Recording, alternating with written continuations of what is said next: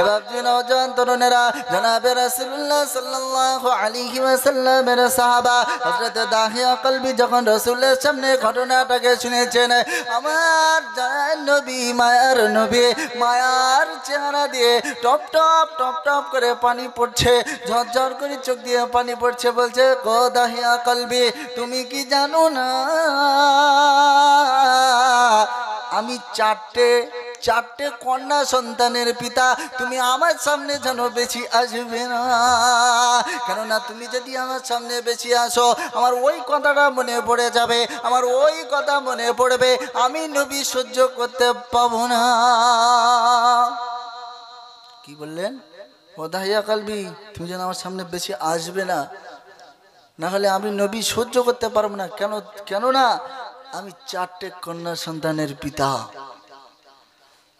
এক সাহাবী আল্লাহ রসুল সাল্লাল্লাহু আলাইহি ওয়াসাল্লামকে বলছেন, ইয়া রাসূলুল্লাহ, ইয়া হাবিবাল্লাহ, যদি কোনো ব্যক্তি যদি দুটি কন্যা সন্তান থাকে সে কি হবে? আল্লাহ রসুল বললেন, জান্নাতি।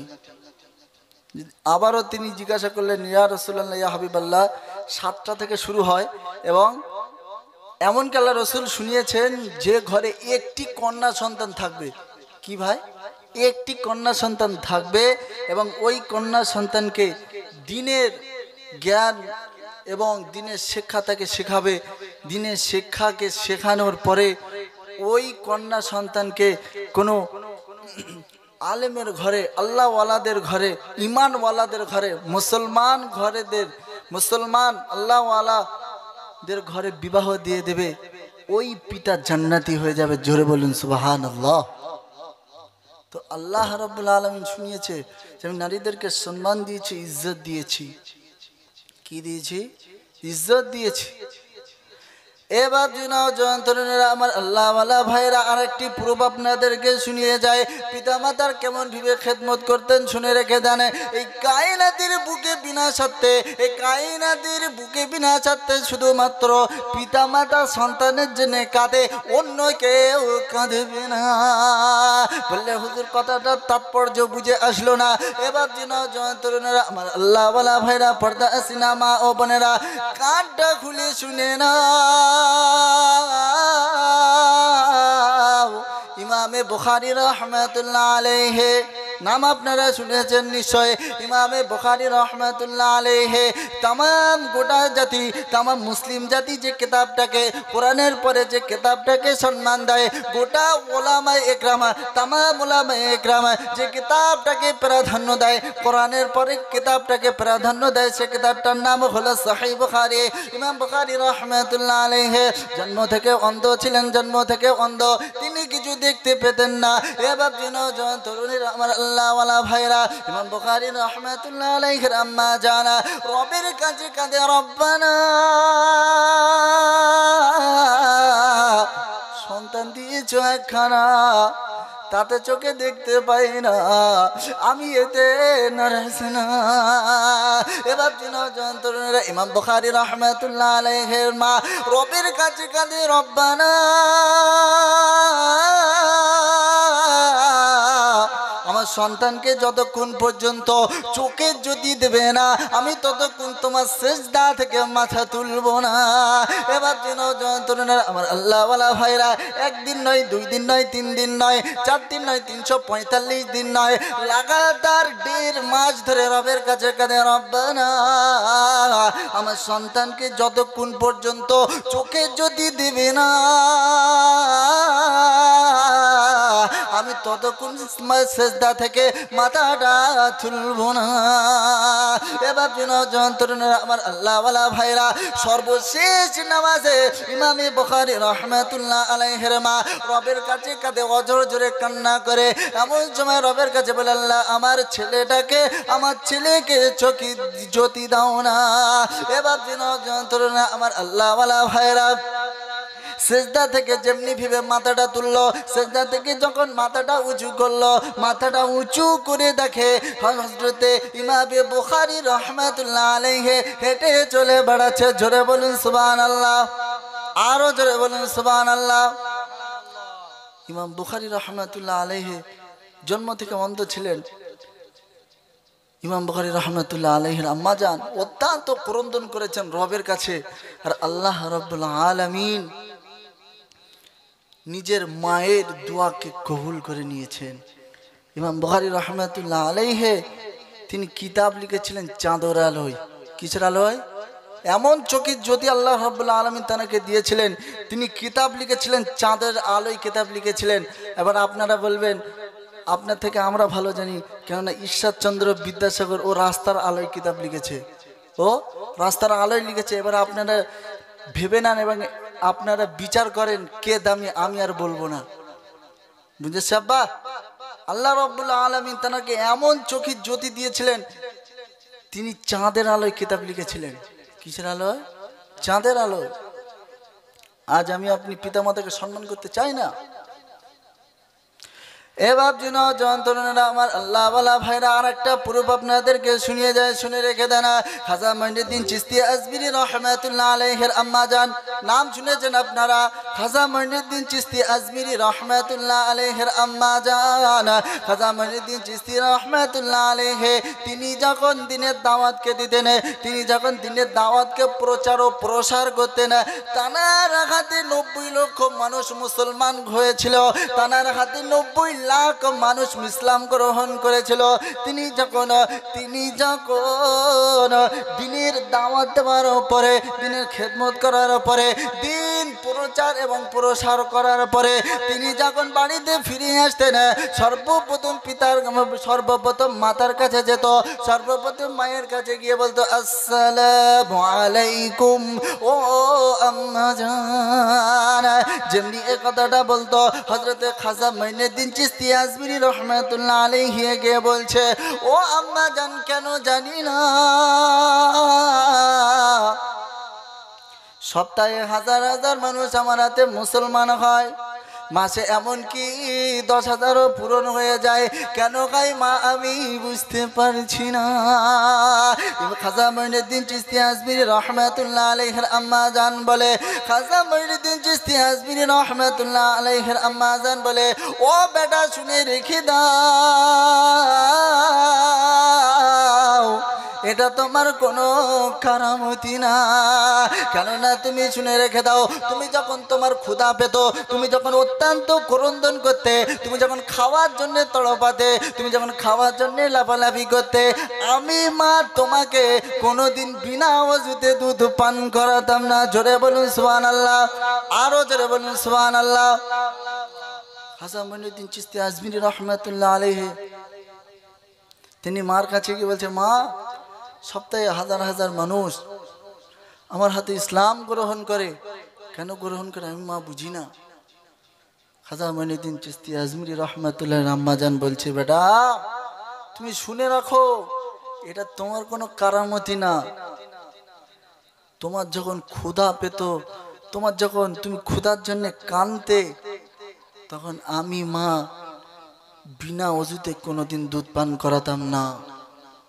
আজকে আপনার বাড়ি আমার বাড়ি সকিনা, ও অজু তো দূরের কথা, বাচ্চা কোলে নিয়ে সিরিয়াল দেখে, বাচ্চা কোলে নিয়ে কার্টুন দেখে, ও বাচ্চা কোনোদিন আল্লাহর ওলি হতে পারবে না।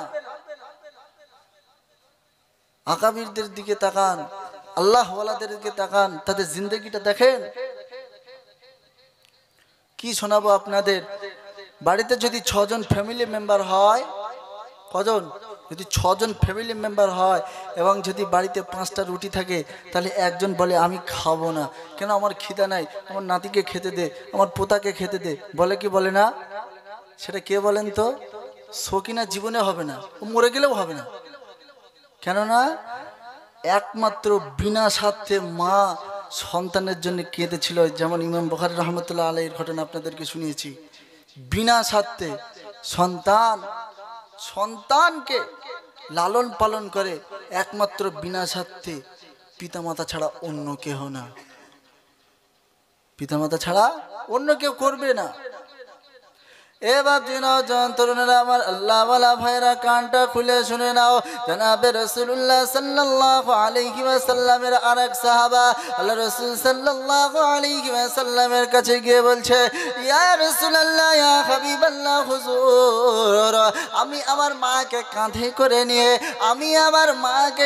করে নিয়ে সাফা করিয়েছি আমি আমার মাকে কাঁধে করে মারওয়া করেছি আমি আমার আম্মা জানকে নিয়ে তওয়াফ করিয়েছি আমি আমার আম্মা জানকে নিয়ে কাবা শরীফকে তওয়াফ করেছি ইয়া রাসূলুল্লাহ ইয়া হাবিবাল্লাহ আমি আমার আম্মা জানের হক আদায় করেছি আল্লাহ রাসূল সাল্লাল্লাহু আলাইহি ওয়াসাল্লাম বলছে ও যুবক শুনে রেখে দাও কিয়ামত পর্যন্ত তুমি তোমার মাকে কাঁধে করে নিয়ে সাফা করো তুমি যদি তোমার মাকে নিয়ে মারওয়া করো তুমি তোমার আম্মা জানকে নিয়ে যদি তওয়াফ করো তুমি তোমার মায়ের হক আদায় করতে পাবে না এমনকি যুবক তুমি শুনে রেখে দাও কিয়ামত পর্যন্ত যদি তুমি তোমার পিঠের চামড়া দিয়ে তোমার মায়ের দুজোড়া স্যান্ডেল বানিয়ে দাও আর ওই স্যান্ডেল যদি তোমার আম্মা জান পরিধান করে ওই আম্মা জান ওই স্যান্ডেলটাকে পরে পরিধান করবে চলাফেরা করবে তুমি সেটাও দেখবে তবু তুমি তোমার মায়ের এক ফোঁটা দুধ ঋণ শোধ করতে পাবে না জোরে বলুন সুবহানাল্লাহ আরো জোরে বলুন সুবহানাল্লাহ যুবক তুমি শুনে রাখো তা কিয়ামত পর্যন্ত যদি তোমার মাকে নিয়ে সাফা করো মারওয়া করো কাবাকে তওয়াফ করা খারাপ কাজ না ভালো কাজ বাবা ভালো কাজ তো এই কাবাকে তওয়াফ করেছে এবং আল্লাহর কাছে ফরিয়াদ করেছে কি করেছে আল্লাহর কাছে চেয়েছে তো আল্লাহ রাসূল সাল্লাল্লাহু আলাইহি সাল্লাম বলছে যুবক তুমি শোনো তা কিয়ামত পর্যন্ত তুমি যদি তোমার মাকে কাঁধে করে নিয়ে সাফা করো মারওয়া করো তওয়াফ করো তবু তুমি তোমার মায়ের হক আদায় করতে পাবে না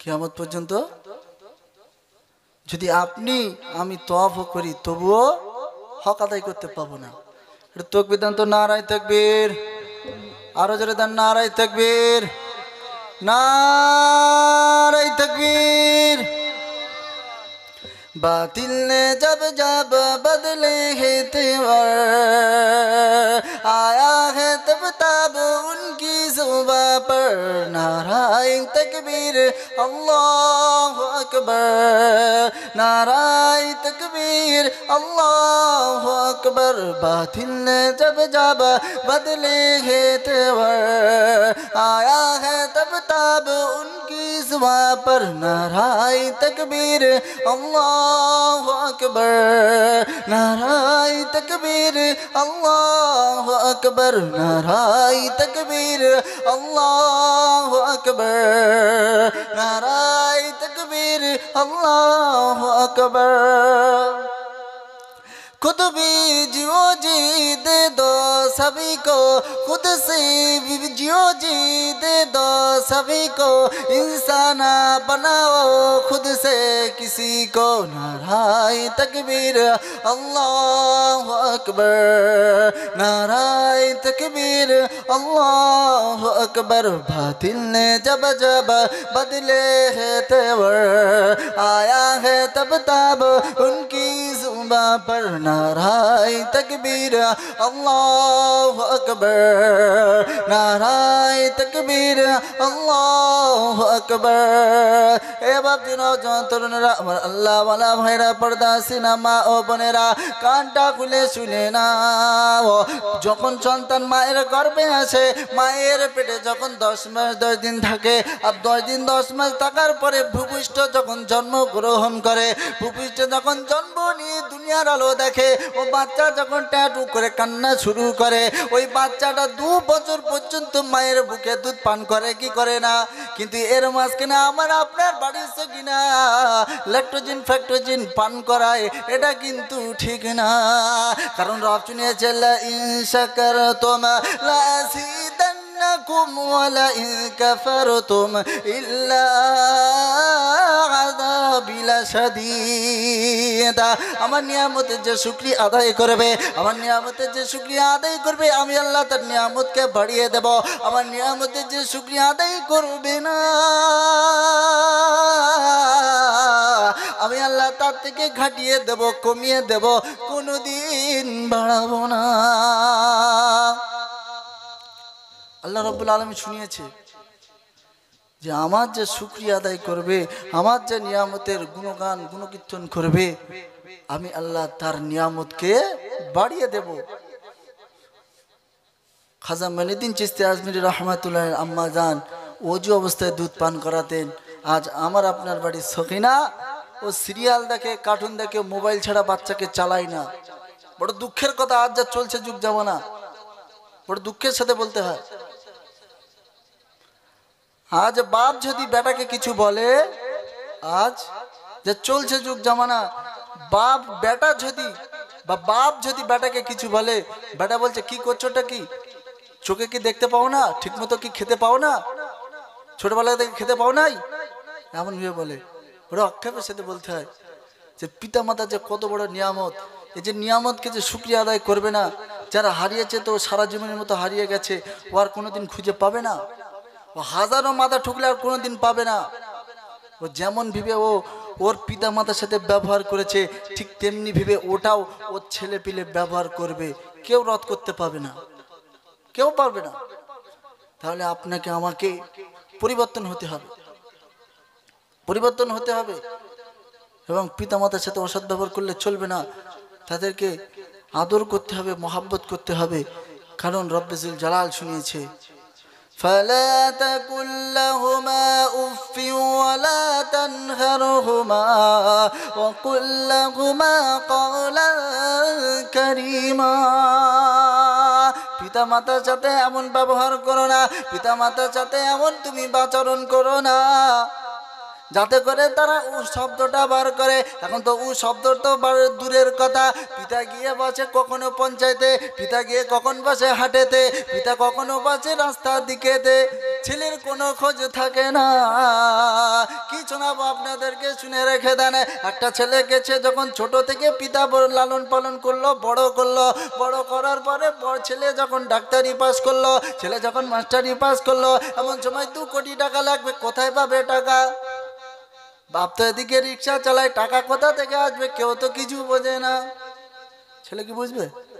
কিন্তু পিতা মাতা ও সন্তানের খুশির জন্যে, সন্তানের রাজির জন্যে ওর গায়ের রক্তকে পানি করে দিয়ে ওই টাকা জোগাড় করবে না, বা করবে। এবং এই মাস্টারি ডাক্তারের পিতা মাতার সাথে এমন আচরণ করেছে তা কিয়ামত পর্যন্ত কেউ ভুলতেও পাবে না। ওই ডাক্তার, ওই মাস্টারের পিতা মাতা সে বাড়িতে গিয়ে বলছে, ওগো শোনো না, আমাদের ছেলেটা যদি ডাক্তারি হয়ে যায়, আমার ছেলেটা যদি মাস্টারি হয়ে যায়, তাহলে কতই না ভালো হবে। তাহলে চলো এক কাজ করা যাক, সারাদিন যেটা যে যতটুকু আমি পরিশ্রম করতাম ওর ছাড়া একটু বেশি পরিশ্রম করব, এবং যে পয়সাটা হবে, যে পয়সাটা উপার্জন হবে, আমরা সারাদিন না খেয়ে রোজা রেখে চালিয়ে দেব। কিন্তু আমার ছেলেটার চাকরিটা দরকার। পিতামাতা এদিকে ভাবছে, ও এদিকে ফুর্তি করছে, আনন্দ করছে যে পিতা আমাকে টাকা দেবে, পিতা আমাকে পয়সা দেবে। এদিকে কোনো আখ্যান নাই যে পিতা কি করে চলছে, মাতার কেমন ভেবে চলছে। যেমন তেমন করে ভেবে টাকাটা জোগাড় করে দিল। টাকাটা জোগাড় করে দেওয়ার পর ছেলে যখন মাস্টারি পেয়ে গেল, ছেলে যখন বড় ডাক্তার হয়ে গেল, ছেলে যখন বড় ইঞ্জিনিয়ার হয়ে গেল, ছেলে তখন বাড়ি এসে বলছে, আব্বা আমি আর বাড়ি থাকতে পারবো না। বা বলছে, কেন রে বাবা? তখন বলল, আব্বা অমুক জায়গায় ট্রেনিং আছে, অমুক জায়গায় থাকতে হবে, অমুক জায়গায় চাকরি আছে। তো ও ঠিক তেমনি ভেবে বলছে, ঠিক আছে তুই যা, তুই যেতে চাস তো যা, এবং গিয়ে আমাদের কাছে ফোন করিস, এবং সপ্তাহে আমাদের সাথে মোলাকাত করে যাস। এবং ছেলে যখন বিদেশে চলে গেল, বিদেশে চলে যাওয়ার পরে গিয়ে আগে একটা বিয়ে শাদী করে নিল, যৌবন শক্তির সাথে সাথে একটা বিয়ে করে নিল। পিতামাতার তো দূরের কথা, পিতামাতার আর খোঁজও নেয় না। একদিন তার ক্লাস ফ্রেন্ডের সাথে দেখা হলো, কিরে বন্ধু কেমন আছিস? বলে, আলহামদুলিল্লাহ খুব ভালো আছি। তো তোর পিতাটা যে স্কুলে আসতো, তোকে রিক্সায় করে দিয়ে যেত, সে আমার চাচা জানটা কেমন আছে গো? তখন বলছে, তোমার চাচা কেমন আছে ওইসব আমাকে জিজ্ঞাসা করো না, অন্য কথা জিজ্ঞাসা করো। কি বলছে? বলে অন্য কথা জিজ্ঞাসা করো, পিতামাতার কথা জিজ্ঞাসা করো না। তখন ওই বন্ধুটা বলছে, শোন, তুই এতদিন আমার সাথে যা ব্যবহার করেছিস, আমি আলহামদুলিল্লাহ খুব সুন্দর, আমি তোর থেকে উপকৃত হয়েছি, কিন্তু আজকে যা তুই বললি, তুই যেন আমার সামনে মুখ দেখাবি না। বলছে কেন? বলে তোর বুড়ো বাপটাকে তুই দেখে এলি না, বুড়ো বাপটাকে তুই একটু সাক্ষাৎ করলি না, তোর মতো না লেখে দুনিয়া বেঁচে আছে তো আছে কেমনে, তুই মুখ দেখাচ্ছিস কেমনে? এদিকে এই সন্তান বিয়ে শাদী করে তার একটা ছোট্ট ফুটফুটে সন্তান হয়ে গেল, কয়েক বছর হয়ে গেল, তবু পিতার বাড়িতে আসলো না, পিতা মাতা রাত দেখতে এলো না। এদিকে পিতা মাতার মধ্যে যখন মাতা অত্যন্ত শরীর খারাপ হলো, বিছানা থেকে উঠতে পারে না, ওষুধের দরকার, কোথা থেকে জোগাড় করবে। এদিকে পিতার বয়স হয়ে গিয়েছে, ঠিকমতো রিক্সা চালাতে পারে না। ও রাত্রে ঠান্ডার মধ্যে কনকনে ঠান্ডার উপরে রাত্রে বার হয়ে গিয়েছে, ওরা রাস্তায় বার হয়েছে, বার হওয়ার পরে দেখছে যে হায়, যদি আমার কেউ ভাড়ায় নিত তাহলে আমি কিছু ওষুধ কিনে আমার স্ত্রীকে খাওয়াতে পারতাম। এটাকে সে মনে মনে ভাবছে যে হায় যদি ভাড়া হয়। তো এমন সময় এক ব্যক্তি আসছে, এসে ছুট বুট পড়া মানুষ, গায়ে সেন্টেন মারলে, চাই গরিব মানুষ হোক আর চাই ফকির মানুষ হোক, সেই কমসে কম নিম্ন দরজা চাই মানুষ হোক, আপনাদেরকে আমি খারাপ বলছি না, বোঝানোর জন্য বলছি, তবু বড় লোকের গায়ে সেন্ট শুকেও বলে দেয় যে না এ হচ্ছে মাস্টার ডাক্তার, হয়তো হতে পারে, এরকম আন্দাজা করতে পারেন না বা এরকম আন্দাজা হয়। কিন্তু ও রিক্সা চালাচ্ছে, রিক্সা চালাতে গিয়ে বলছে চাচা যান আপনি যাবেন, নিজের বাপকে রাত্রে বলছে যে চাচা যান আপনি কি যাবেন? তো বলছে আমি তো যাওয়ার জন্যই তো বার হয়েছি, কোথায় যাবে বলো? তো বলছে অমুক জায়গাতে যাব, অমুক গ্রামে যাব। তো বললো চলো ওঠো। উঠলো তো ঠিক মতো রিক্সা টানতে পারে না, বয়স হয়ে গিয়েছে।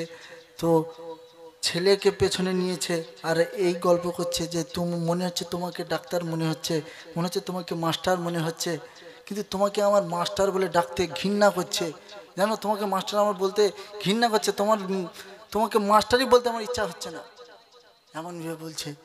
তো বলার পর বলছে কেন তোমার মাস্টারের এমন ঘৃণা কেন?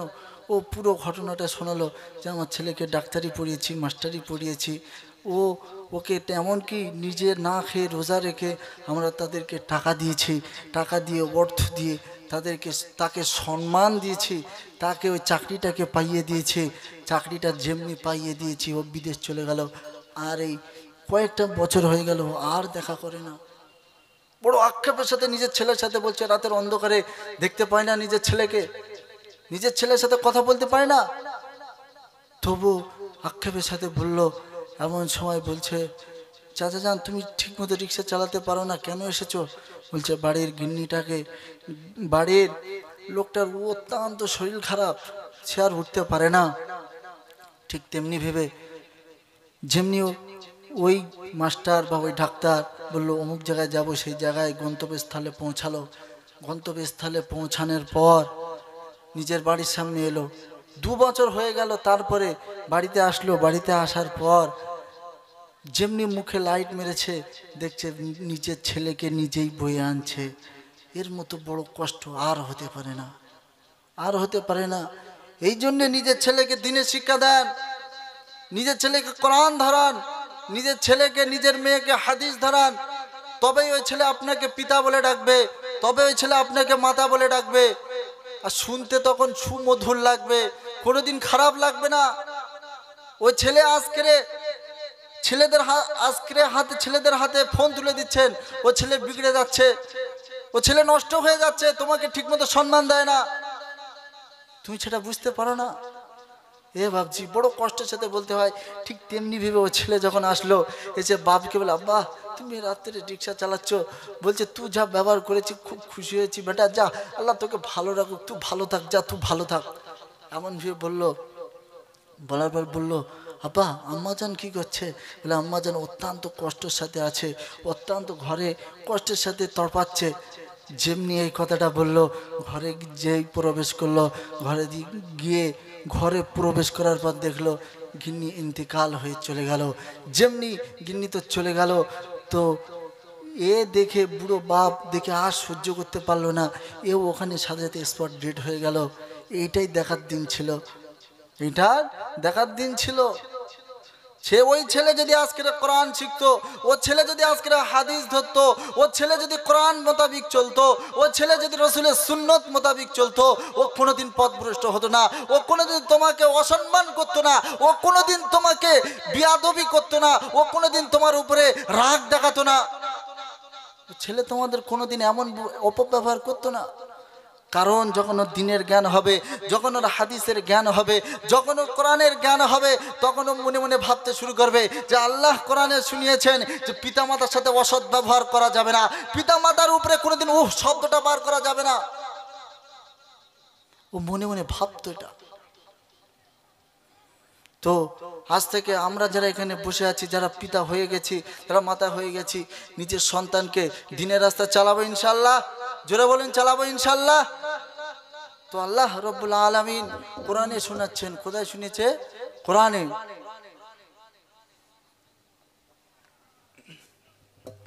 وَقَضَى رَبُّكَ أَلَّا تَعْبُدُوا إِلَّا إِيَّاهُ وَبِالْوَالِدَيْنِ إِحْسَانًا إِمَّا يَبْلُغَنَّكَ عِندَكَ الْكِبَرَ أَحَدُهُمَا أو كلاهما فلا تقل لهما أف ولا تنهرهما وقل لهما قولا كريما। আমি আল্লাহ ফয়সালা নিয়ে নিয়েছি, আমি আল্লাহ ফয়সালা করে দিয়েছি। দাসত্ব আমার হবে, উপাসনা আমার হবে, আরাধনা আমার হবে, কীর্তনা আমার হবে, গঞ্জনা আমার হবে, অন্য কারোর হবে না। আমার দাসত্ব করার পরে, আমার গোলামিত্ব করার পরে, আমার হুকুম মানার পরে, আমার আদেশ মানার পরে পিতা মাতার কাছে চলে যাও, অন্য কোথাও যেতে হবে না। তাদের মধ্যে কেউ যখন বার্ধক্যে পৌঁছে যাবে, তাদের মধ্যে কেউ যখন অসহায় হয়ে যাবে, তারা যখন বুড়ো হয়ে যাবে, তারা যখন চলতে পাবে না, তাদের সাথে যে তুমি যেন অসৎ ব্যবহার করো না। এবার আমার আল্লাহ ওয়ালা ভাইরা, পর্দা আসিনা মা ও বোনেরা, যে সন্তানের উপরে পিতা মাতা রাজি হবে, যে সন্তানের উপরে পিতা মাতা রাজি হবে, ওই সন্তানের উপরে স্বয়ং আমাদের আল্লাহ রাজি হবে। এবার দিন জওয়ান তরুণেরা কোথায় আছে এমন নমুনা? ইদাল ওয়ালিদির, যে সন্তানের উপরে পিতা মাতা রাজি হবে, ওই সন্তানের উপরে স্বয়ং আল্লাহ রাজি হয়। আজ পর্যন্ত কেউ কি শুনেছে না? আজ পর্যন্ত কারোর মুখ থেকে কি এমন শুনেছে না কোনো বড় মাওলানার পায়ের তলায় জান্নাত আছে? কেউ কি শুনেছেন? শোনেন নাই। কারণ হচ্ছে একটা, জনাবে রাসূলুল্লাহ সাল্লাল্লাহু আলাইহি ওয়াসাল্লাম শুনিয়ে দিয়ে গিয়েছেন, আল জান্নাতু তাহতা কদামাইহি আবুহু ওয়া উম্মুহু। এবার যন্ত্রণেরা বড় মাওলানার পায়ের তলায় জান্নাত পাবেন না, বড় পীর বলেন, বড় আল্লাহর ওলি বলেন পায়ের তলায় জান্নাত পাবেন না, বড় মাওলানার পায়ের তলায় জান্নাত পাবেন না, বড় মুফতির পায়ের তলায় জান্নাত পাবেন না, বড় ফিকহার মামলার পায়ের তলায় জান্নাত পাবে না, বড় হাফিজের পায়ের তলায় জান্নাত পাবে না। মুরিদ যদি পীরের পায়ের তলায় জান্নাত খোঁজে, ও জান্নাত কোনোদিন পাবে না। আল্লাহ রাসূল সাল্লাল্লাহু আলাইহি ওয়াসাল্লাম সোনা জামানে ঘোষণা করে গিয়েছে, কি বলেছে সেটা বলো? আল জান্নাতু তাহতা কদামাইহি, জান্নাত শুধুমাত্র পাবে কাদের পায়ের তলায় পাবে? আবুহু ওয়া উম্মুহু, শুধুমাত্র জান্নাত পাবে নিজের বাপের মায়ের পায়ের তলায়, অন্য কারোর পায়ের তলায় না। জোরে বলুন সুবহানাল্লাহ, আরো জোরে বলুন সুবহানাল্লাহ। জান্নাত শুধু পিতা মাতার পায়ের তলায় পাবে, অন্য কাহারোর পায়ের তলায় পাবেন না। আল্লাহ রাসূল সাল্লাল্লাহু আলাইহি ওয়াসাল্লাম সোনা জবানে ঘোষণা করেছেন, মুখেতে ডাকি মা বুকেতে রাখি মা মাগো তুমি আমার জান কোনো দিন ভুলো না মাগো তুমি আমার জান জান না দুশ্মন আব্বা জান না দুশ্মন এখন দুশ্মন জান বুকেতে ডাকি মা মুখেতে ডাকি মা মুখেতে ডাকি মা আর বুকেতে রাখি মা মাগো তুমি আমার জান কোনো দিন ভুলো না মাগো তুমি আমার জান কোনো দিন ভুলো না 10 মাস 10 দিন গর্ভে রেখেছিলে ধরে অনেক কষ্ট সহে ভুবনে পাঠালে 10 মাস 10 দিন গর্ভে রেখেছিলে ধরে অনেক কষ্ট সহে ভুবনে পাঠালে সে মায়েরা চলে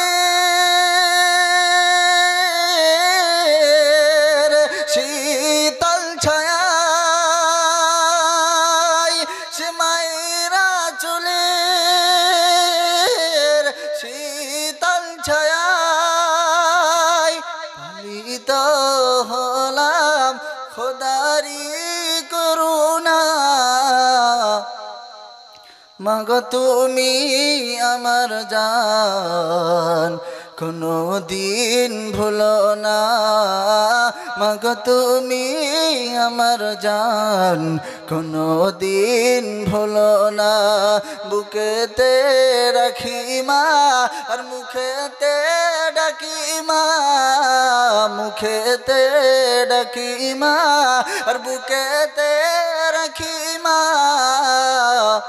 মাগো তুমি আমার জান কোনো দিন ভুলো না মাগো তুমি আমার জান কোনো দিন ভুলো না যে মায়ের কদম তলে জান্নাত পাওয়া যায় সে মায়ের ব্যথা দিলে খোদা নারাজ হয় যে মায়ের কদম তলে জান্নাত পাওয়া যায় সে মায়ের ব্যথা দিলে খোদা নারাজ হয় সে মায়ের স্নেহে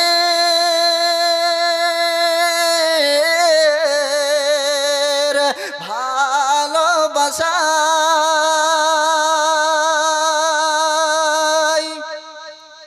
সে মায়ের স্নেহের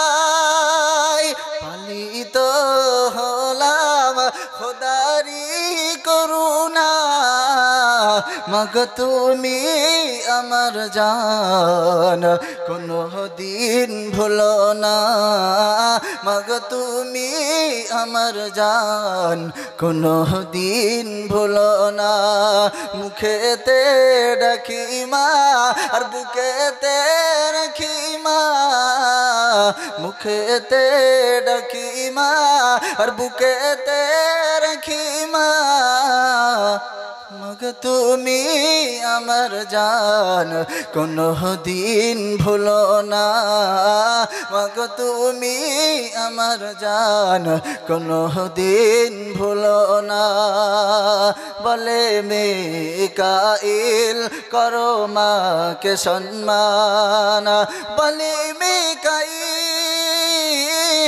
করো মাকে সম্মান মায়ের ব্যথা দিলে পাবে গো জাহান্নাম মায়ের ব্যথা দিলে পাবে গো জাহান্নাম সে মায়ের স্নেহের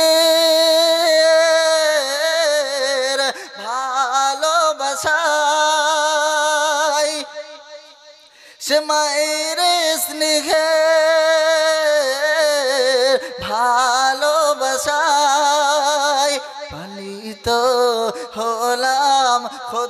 আমারি করুণা মাগো তুমি আমার জান কোনো দিন ভুলো না মাগো তুমি আমার জান কোনো দিন ভুলো না মুখেতে ডাকি মা আর বুকেতে রাখি মা মাগো তুমি আমার জান কোনো দিন ভুলো না দরুদ শরীফ আল্লাহুম্মা একটু তাকবীর দান তো নারায়ে তাকবীর একটু তাকবীর দান নারায়ে তাকবীর জনাব হযরত মাওলানা আবুল বাশার সাহেব তাকবীর দান নারায়ে তাকবীর